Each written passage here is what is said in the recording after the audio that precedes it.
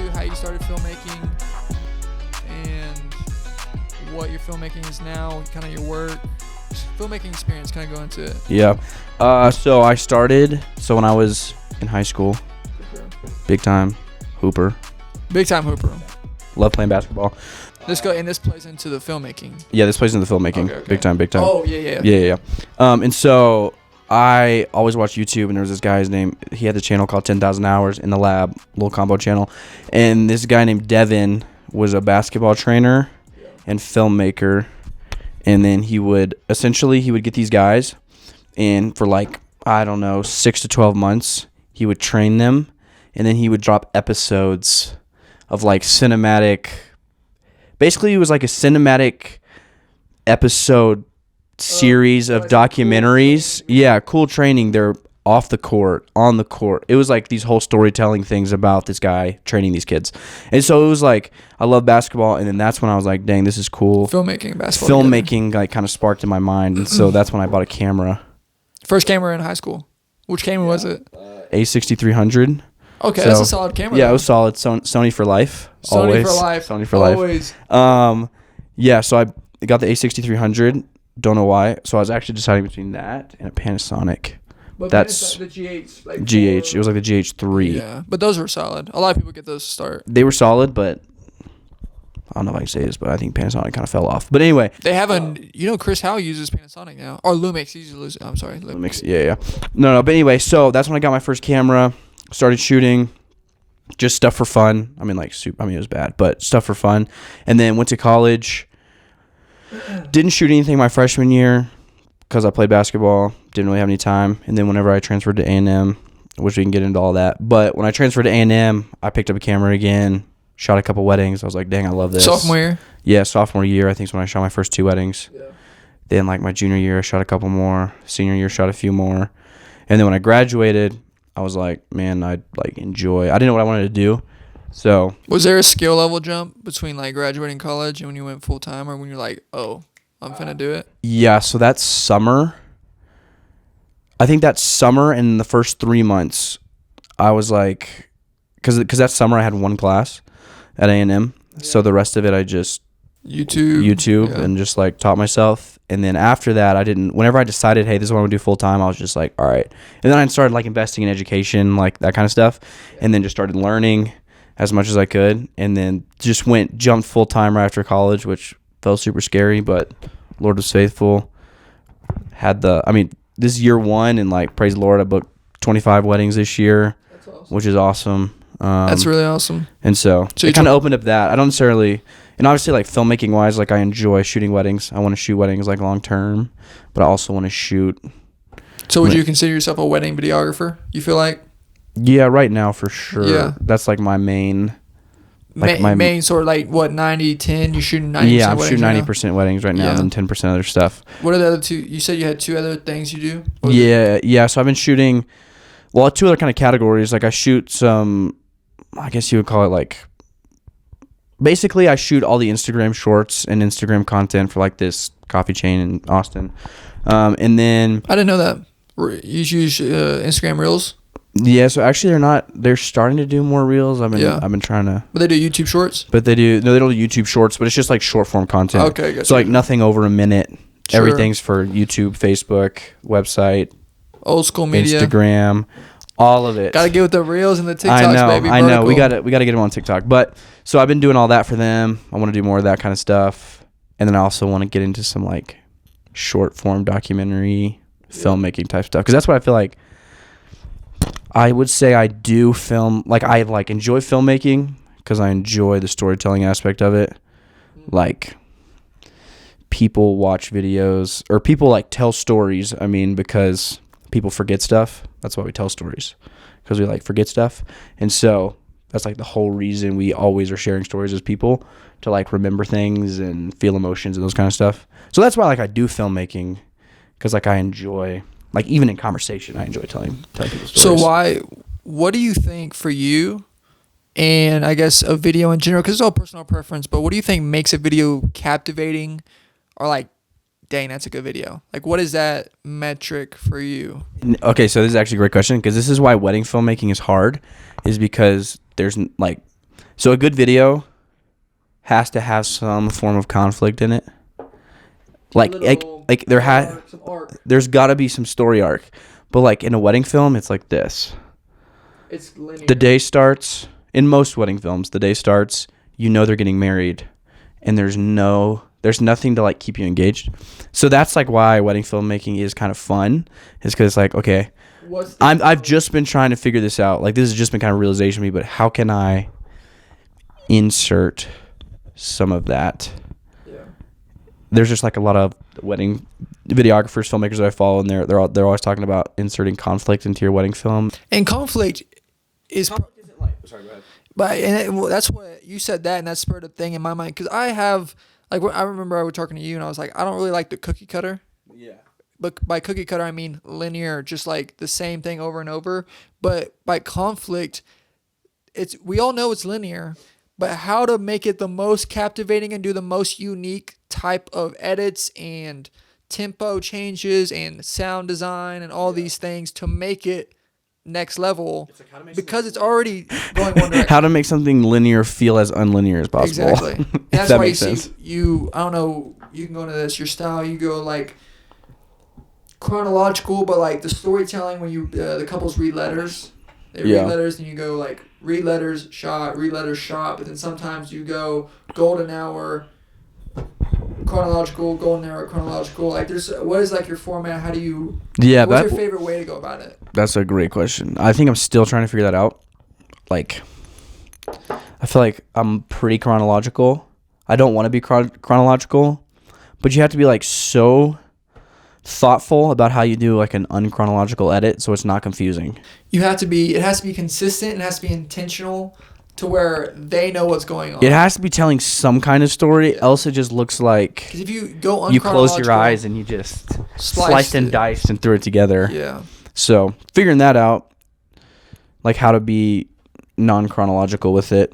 But yeah, I love doing letter readings, all that kind of stuff, because it makes it way more personal. I'm not out here trying to make music videos. For sure. So some people, that's their style, but it's just like.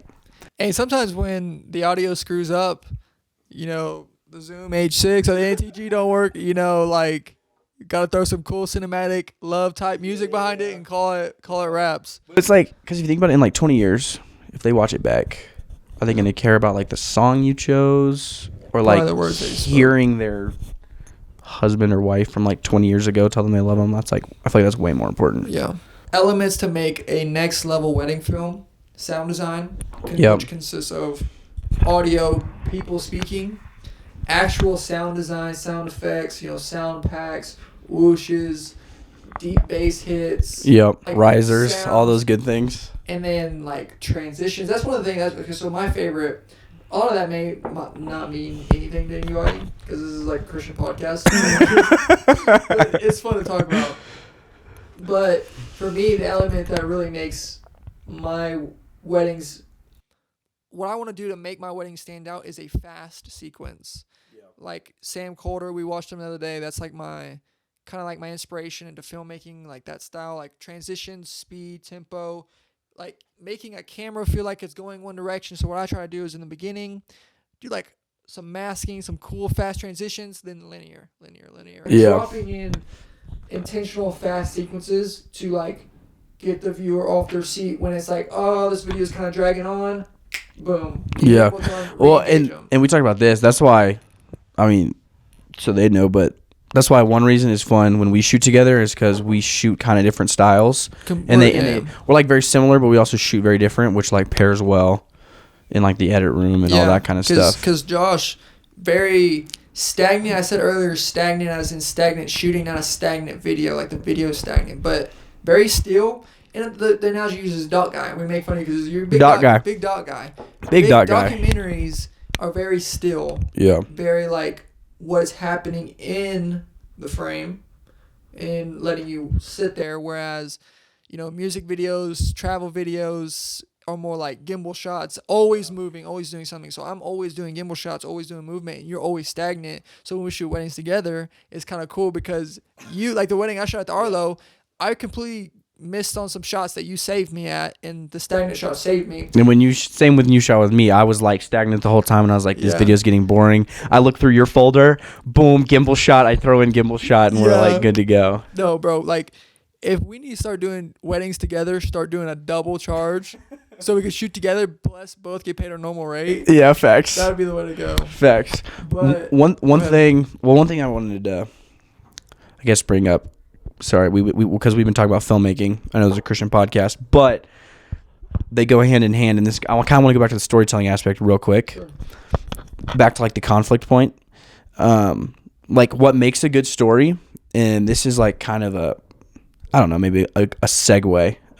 I'll probably share a little of my story in a little bit, but kind of a segue is like, I think what also makes a good story, character arc, conflict, all that.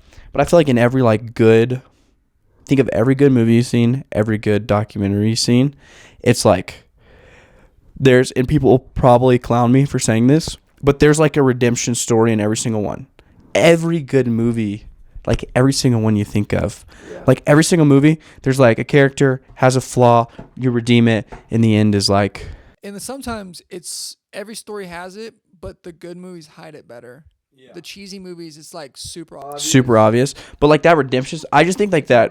I think that redemption story, like that's laid out. And again, this may sound corny, but that's laid out like in movies and that kind of stuff is like. I mean, I want to portray that because I feel like we're like wired for that, like based on like our own stories, like my story with the Lord, your story with the Lord, right? There's like redemption in both, and I think that's why humans relate to movies and redemption story, whether they realize it or not. It's because there's a longing and they want it, and so I think that's like a dope thing about filmmaking. Yeah, you don't want to get me going on some movie. Like I have some hot takes about movies and like secular movies. Like I was watching Jack Reacher. You ever seen Jack Reacher? Tom Cruise movie? Yes. A while ago. They be doing that stuff, but they low key like in Jack Reacher, they will subtly throw in like it's so sexually driven and it's so like not. I'm not saying every redemption story in movies is a uplifting redemption story. This is a completely different topic. But okay. It kind of gets me like talking about like ways to captivate people. Yeah. A lot of like PG-13 movies. I was watching Jack Reacher, and I watched it before I was a Christian. I watched it. That's the movie with the crazy opening scene, right? Crazy opening scene. In Jack Reacher. When the sniper. Oh, maybe not. Maybe not. Anyway, regardless of the movie, a lot of ways that movies captivate people is so like sexually driven, like tension between the male and female characters. Like you see it in every movie. They drop little not Easter eggs, that's not the right word, little crumbs, and they draw you out. So there's multiple narratives going on. Yeah. There's a main narrative, which is like, we gotta rob this bank. But then there's a subplot going on, which is this love narrative between these two people. Like The Office, they're selling paper, but really it's about Jim and Pam. Exactly. But talking about Christians, you see that longing, and of course, this may be looking too much into it. It's for the sake of conversation. I really don't think about this too often, but like, that's actually what it captivates people and why it captivates people, because we long for love. Yeah. And when I say about Jack Reacher and these bad movies, a lot of these PG-13 rated R movies do it and distort it in a bad way. Yeah. But then even like Hallmark movies, they still have that same love narrative throughout in a healthy PG way. Yeah. But for me, when I look at filmmaking, my whole filmmaking is only spurred by the gospel. Yeah. And that's where I remember when I started filmmaking, I got saved February 2020, started and went to COVID. COVID happened, started reading my Bible and listening to worship music every morning. Read my Bible for 30 minutes, throw on some beats, and just listen to worship music. Touch of Heaven in particular. Just listen to that thing, fire song. And just listen to that thing. And I would just picture picture scenes over worship. So worship music has always inspired my filmmaking, video creating process. But like for you, I mean, I know the Lord plays a role in it for sure, but like, what is your motivation? What kind of spurs your thoughts? And it may not even be like, it could be Danny, Mark Bone, but like your inspirations kind of go into that. Yeah, that's a good question. I think I have a hard time I think that's one of the things that I'm like trying to figure out. I think coming up with creative ideas is like the hardest thing for me. But I think it only happens whenever I'm like it has to be quiet and still. But that's like not my life. I think that's why I don't come with creative. Like I think my best creative ideas come up when I'm like on a car drive, and I'm like I'm just like no music, nothing. I'm just sitting there thinking. But I don't know. Like I feel like my inspirations come like life experiences, other people's life experiences. That's a really good question. So your own life experiences. That's a good segue. You start talking about a little Christian topic. Actually, hold on, pause. That's not pause like the interview, but that's a great question. I appreciate and that. now I'm gonna think about it for a while. I appreciate because I don't know where my like. I think that's actually like we can go to the next topic, but hold on. Is that a challenging topic? No, I think that's a great challenging question, because I feel like I have a hard time coming up with creative ideas right now. Like I feel like I'm in a block. I feel like they used to flow when I was younger. Yeah. But I think I need inspiration. I need inspiration. Because like what I do straight up, people like I'm not gonna sit up here and act like I'm just some great filmmaker. Like I've learned everything I've learned from other people. YouTube. I straight up like zoom transition through the sky, how to make iPhone be animated. I'll just look up whatever I want to do, put it behind a Christian song, boom. And you just by doing that over and over and over, I develop these skills.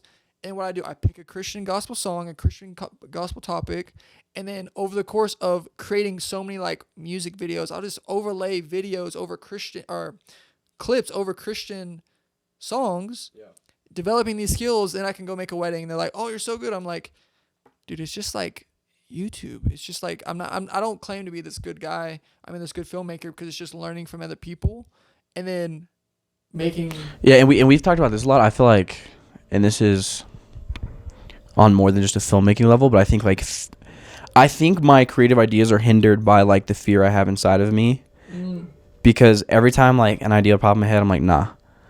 But like creative ideas like aren't fire like off the jump. Like you don't just sit there and like all of a sudden you've thought of the Matrix. And a lot of times it takes fleshing out. Yeah, but I like cut ideas off like right when I think of them, because I'm like, oh, that's gonna suck. Oh, that's gonna suck. That's gonna suck.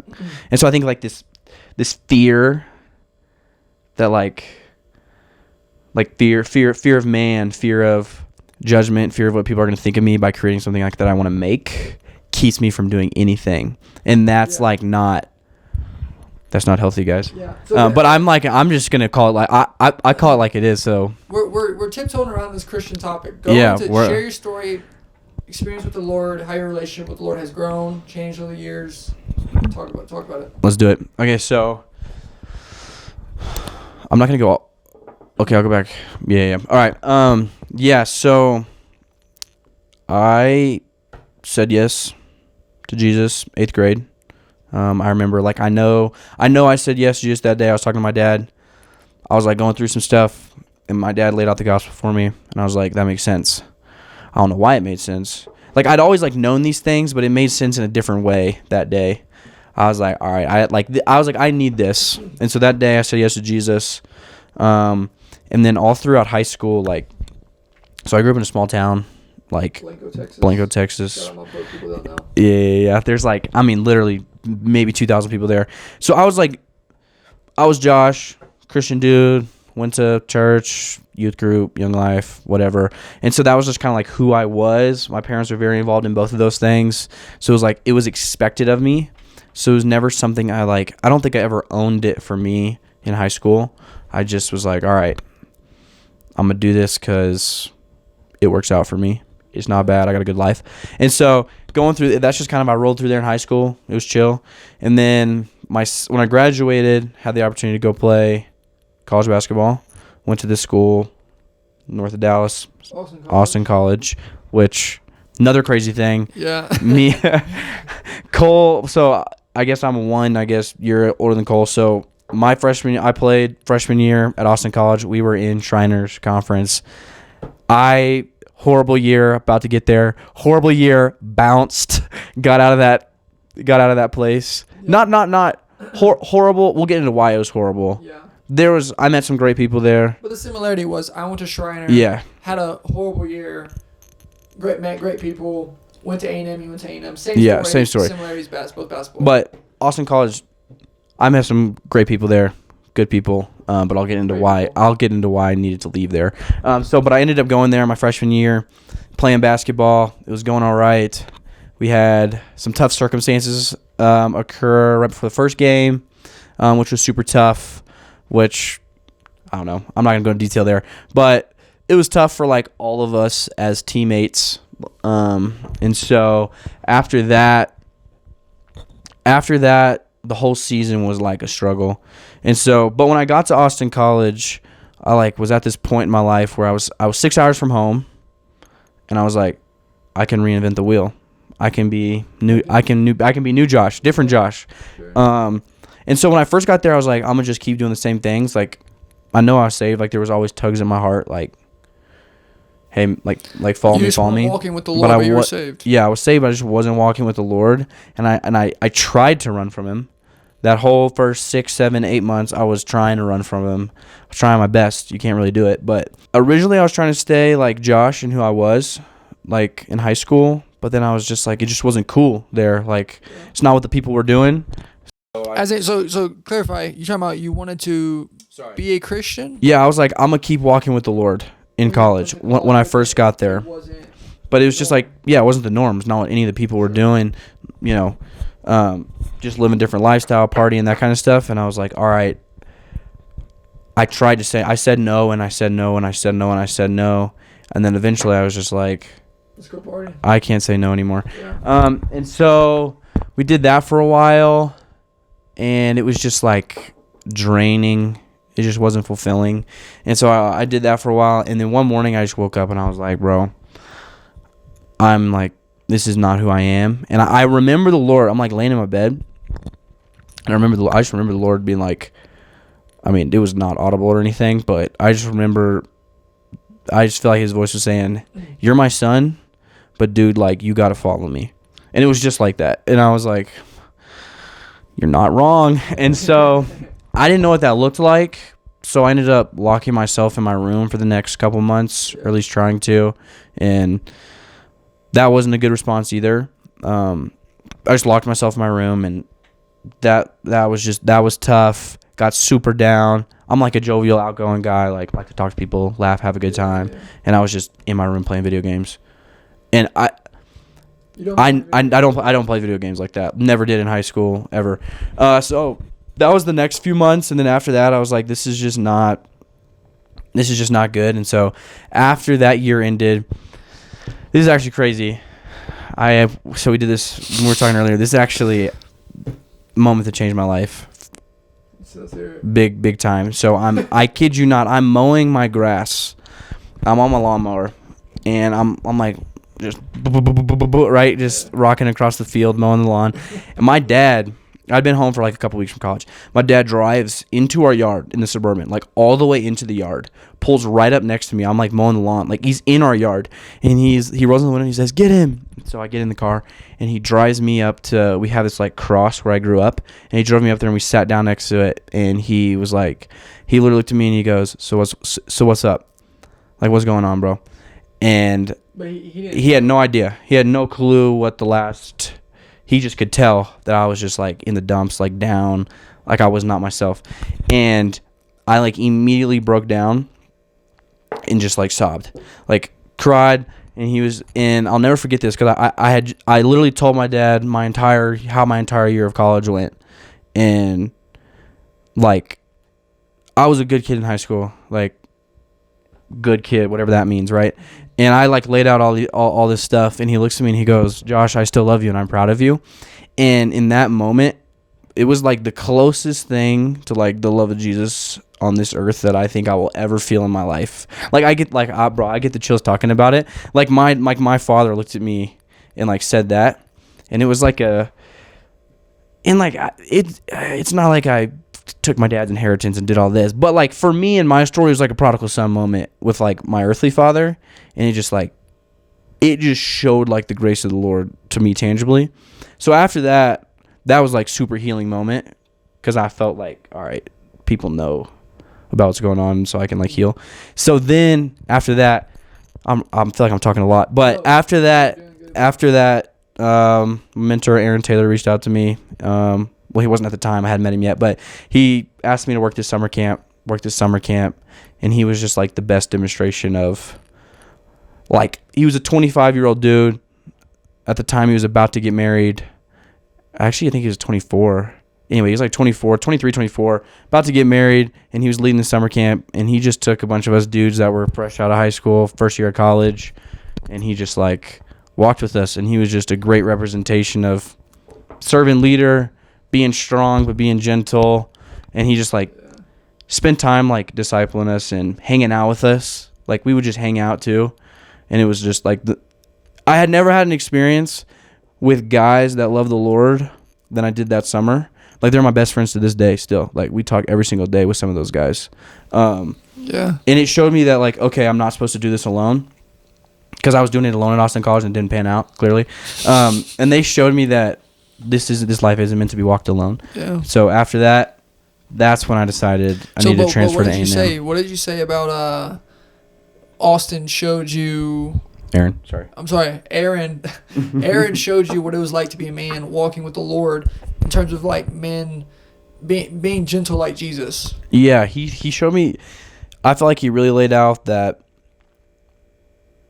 Christianity isn't soft and like weak, if that makes sense. And I'll like explain that. It's like it's gentle and it's kind and it's humble. But those things don't make you weak. Those things are actually like the most strong qualities like a man can have. And like that was just like seeing that in someone who was only 2 years older than me. So it felt like we were close to the same life stage, or 3 years older than me, whatever it is. Seeing that in someone was like, wow, so that's what it looks like to walk with Jesus, you know? I can still go hoop, and I can play basketball, and I can like filmmaking. I can do all these things. And I can just do them from a heart that loves the Lord. I don't have to bail on all these like God's given me those gifts. I'm just using them now for Him. You know what I mean? Bro, the thing for me is when you look at the world's perception of Christianity, I think a large percentage of people think that it's for the weak. Okay, you had a bad couple of years of your life, you had a bad stretch, but you found Jesus and you're good now, good for you.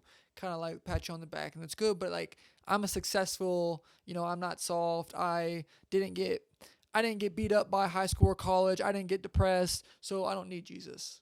I don't know if that makes sense. Like people can perceive like, oh, that person went on a downward path, then they found they needed Jesus because they went somewhere bad. And I think that's kind of how I perceived Christianity. It's like it's for the weak, but I'm not weak. In high school, I didn't think I was weak. Yeah. Like, bro, I'm the guy. Yeah. Even though I wasn't the guy. Yeah. You're like, you're not the guy. Bro. And it's like it's actually more weak when you're not walking with Jesus. Like, that's when I was weak. Putting up this persona that I was striving real hard. Yeah, that I was weak, and that's what made me just like, I mean, you just don't have the energy to like sustain that. You don't. Like that persona all the time of all these things. But it's like, no, all these like attributes and like characteristics that the Lord has of confidence, boldness, gentleness, tenderness, kindness, they all go hand in hand. Bro. And they're all like what we're called to, especially as men. Like, no, and like you look at like the characteristics of Jesus, like he rose from the dead. And I heard someone say this, and I don't know if there's scriptural ties to this, but he's like bloodied and victorious Jesus sitting at the right hand of God right now. There's 1 million angels. Right now it says this in Revelation. There's 1 million angels right now saying, holy, holy, holy is the Lord God Almighty, who was and is to come. Yeah. Bloodied and victorious is a term used, and that's like not a soft. Let's ride. That's let's ride. That's not a soft imagery. Yeah. He rose from the dead, the name above all names. Like this is not. But also he's victorious, but he's soft and his burden is light. His yoke is easy. His yoke is easy and his burden is light. So it's both. But man, I just feel so silly now that you said that. I completely forgot me having that past memory of like. That person's walking with Jesus, like me having that low view of them. Yeah. Just to be even lower than them and being a child when I got saved. I don't know. why I'm getting passionate about this right now, but like I just feel like because I feel like I just Lord on right here, bro. yeah facts. I feel like strength.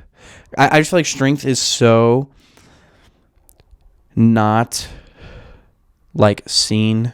I feel like it's not viewed in the right eyes, like especially by the world. It's like strong. I feel like strong in today's world is I'm going to tell you what to do. You're going to do this for me. I'm strong. I'm the man. You know, or I'm the I'm the alpha in a group of dudes or whatever, right? Like whatever.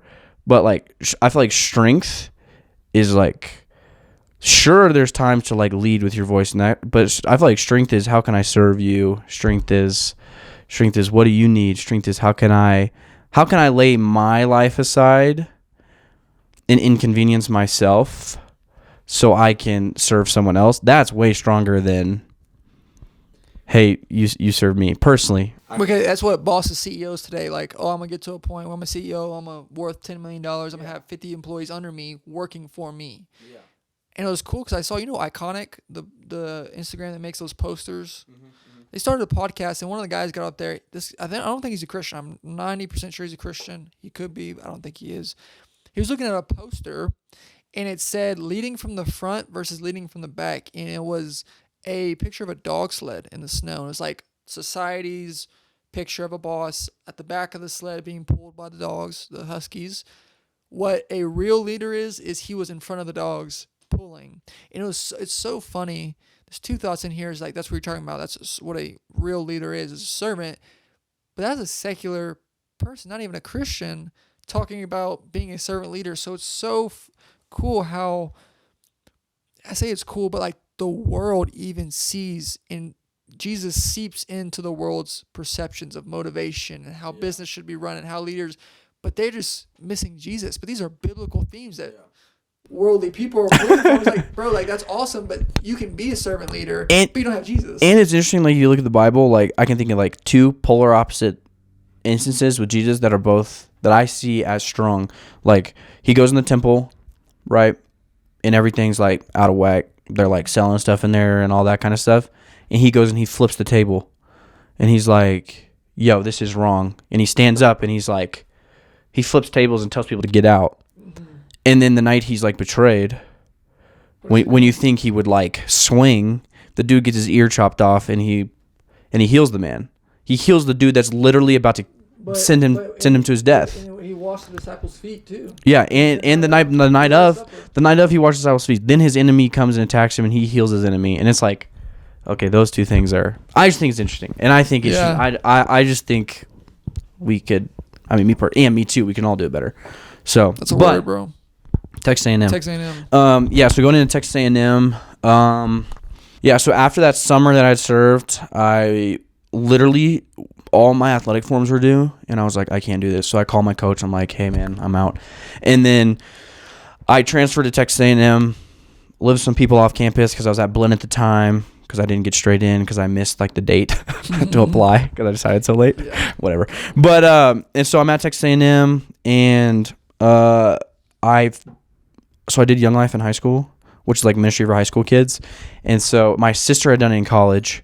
So I was like, okay, I need this time. I was like, this time around, I need to. You went from doing it by yourself to. I need people. So I literally went and signed up for this Young Life training thing, which is like you're literally training to become a leader, but I signed up for friends. Which is honest, being honest. Yeah, just being honest. And so I went, signed up for friends, did the whole training thing, got put in this training Bible study, met these dudes, some who ended up being my roommates, best friends. And so. But it wasn't easy. I know I said this earlier, like your problems don't just leave when you change cities. So like know that like, if you're going through something, if you bounce and go somewhere else, like your sin doesn't just stay in one place, like it's in your heart. So that whole like it's just a process of like figuring out, okay, how do I begin to like walk with the Lord again and be a son of God and like walk in obedience? Like what does that even look like? Met these good dudes, was surrounded by them, and then for the next 2 years, like we just like did life together every day and lived with them. Ended up getting, and it just like changed my life. Like doing life with a group of like 4 or 5 guys that all wanted to love the Lord together and who are willing to just be like, "Hey, Josh, you're being an idiot. I'm serious, bro. It's like Straight up. it's crucial. Like I remember one of my roommates. He's like my best friend. He was like, "Hey, dude, why are you doing that?" I was like, "What are you talking about?" And like I kind of was mad at him for like 2 days, and then I was like, "All right, he's right." And doing life together with people, that's what you need. And so after I did that for a couple of years, ended up serving Young Life for 2 years, and But what you said earlier, you went there for friends, but then God transformed that into you having a desire to serve. Then. oh yeah, over that year, Let's be honest. Like, let's just call it what it is. yeah. Going to serve for friends is probably not. I mean, it's a good thing to seek Christian friends, but like that's what you just said. Like, we need to go there to serve, but you went there for friends. But then God turned that into like, oh, you actually were pouring out. You know? Yeah, it was like God. It's not Yeah, God was like, I'm gonna use your. I feel like God was like, all right, I'm gonna use kind of that poor motive, kind of, to like. It's like it wasn't a bad motive, but it wasn't the best one. But he was like, all right, I'm gonna use that to give you good friends who are then gonna make you want to serve. And so I did that for 2 years, and it was like insane, like awesome. Insane. Best 2 years. I want you to go right now into. You're living in Austin, bro. Yeah. Talk about what it's like being a Christian outside of college versus in college, specifically Austin, Texas A&M, or College Station. Yeah. So my time at Texas A&M, great, lots of Christian community, but I feel like a lot of the people that are there, it's kind of culturally cool to be a Christian there, which like whenever I went there in my faith, bro, I needed to be in a place where there was a bunch of people walking with the Lord to help me walk with the Lord. That was good for me, but I was there for a while, and I kind of like lost perspective of that is like a unique experience, and the rest of the world isn't like that. Like the rest of the world, like the world hates truth. The world hates God, and we were in a cool pocket, but you kind of become desensitized to that. And so and yeah, exactly. And so as soon as I like transitioned from Texas A&M to Austin, it was like, bro, I was like fish out of water, and it was no longer cool. It was like no longer cool to be a Christian anymore. Like it was almost like you could, you know, I mean this like not in a disrespectful way, but it's almost like you could try to work your way up this like Christian social ladder, which is just like not good. It's not what Christianity is about at all. And so I kind of had that perspective. And then when I went to Austin, it was like, people aren't walking with the Lord. No one wants to walk with the Lord. It's not cool anymore. And me, I have this tug at my heart to like fit in anywhere and be cool and be like known by people. Sure. And so like the last like 10 months, I guess of kind of where I am now has been this big. Because you're not surrounded by 10,000 Christians or 5,000. I don't know what the stat is, but so many Christians anymore. You're actually, I don't know if the word minority is the correct term, but you're not around them anymore. So now your desire to be known and fit in, it's kind of misplaced, and it's kind of like presenting challenges for you, right? Yeah, because I could fit in and be I could fit in for being a Christian there. Yeah. Versus Austin is like, with people it's like no, and that's not the case. And so figuring out how letting aside my like love of approval from like man, because my thing was, I feel exactly what you're saying about the community. I think I met some of my best friends at Texas A&M, some of the dudes who have had monumental change, played a role in changing my life, been brothers to me, like you were saying about your friends. But it's just like a fact of the matter, I guess, talking about the community and like the status deal. How I think I've thought about it, especially since we like have talked about this a lot, there was a time and a season for like really good community like that. You always need community everywhere you go, but like this is like, if you don't go to Texas A&M, like I don't like. It's really hard to explain. It's true. Like really hard to explain. But there's like so many people. Like I mean, there's like 5-6 churches that are huge. Yeah, there's just like people. It feels like there's people on every corner that are like, oh yeah, Christian organizations, everywhere. Yeah. And so it's like there was like a time and season for that, and I'm glad I was there. But I definitely think the Lord was like, all right, it's time to move on and enter the fire a little bit, if you will. And that wasn't easy at all. And like obviously it's bound to happen. Like you got 20 to 23 year olds running around together, like figuring out how to walk with the Lord. It's bound to occur. But like in hindsight, I wish I had spent more of my time like actually investing in the people around me than concerned with Does this group think I'm cool? Does this group think I'm cool? Am I like leading enough things? Like that's ridiculous. like am I leading well enough? Am I like we like because we would talk about it like as our house. It's like I would like compare, and this is like I think this is like super toxic, if I can say this, among like ministry and church in general, is you start comparing your ministry. Like even calling it my ministry is just like laughable. Sure. But like you start comparing like for us, so I did Young Life, so like you go to the school, you go to games, you go to where what was it, Caldwell? Where these I was at Brenham, which is so it was a long drive. But anyway, it's like I would compare how many times I'm going to how many times other people are going. And I'm like, look at me. And it's like that's like leading a ministry in an arrogant way. And I wish I would not have done that. But that's kind of like cultural in essence. But that's something that should be broke. And that's also a thing that we will say, because me and you are both guilty of that. We've established that. And we also need to say that probably it's not all Christians are experiencing that. Yeah. So we got to make that disclaimer as well, that preface. But at the same time, when we were talking, real quick, go ahead. But also like God like used that. If I wouldn't have experienced that and like seen that, I think God like really showed me how prideful I am because of that. So I think it's like for sure used. Like I like look back at I wish I could go back to that time, because that was like a sweet time for me with a lot of really good friends. But God used it to like, he really used it for like his glory, obviously he always has, but to show me like I am prideful and I'm like supposed to serve like this, you know?